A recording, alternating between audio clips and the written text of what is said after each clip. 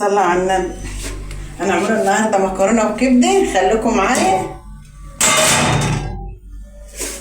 ونغلوا الميه، نحطوا ملح، شويه ملح صغيرين،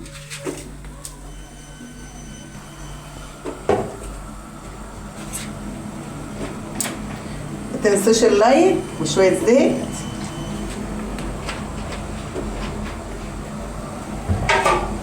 نحط مكرونه سباكيتي على مكرونه عاديه.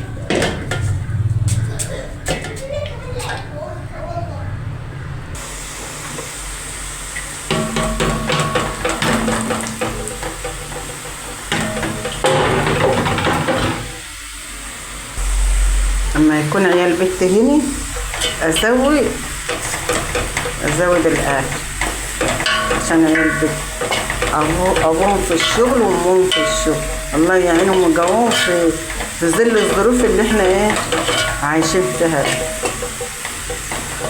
فما ازود لهم الاكل شويه، اروح اقعد عندهم عشان العيال هنا بيعملوا صداع، بيعملوا يا عيال ابني بيعملوا صداع،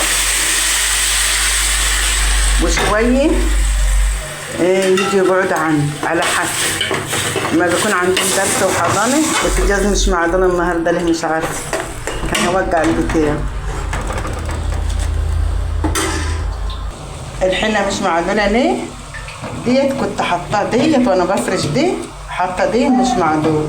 كل حاجه كل عين قصتها عين واسعه عين ضيقه على حسب دي.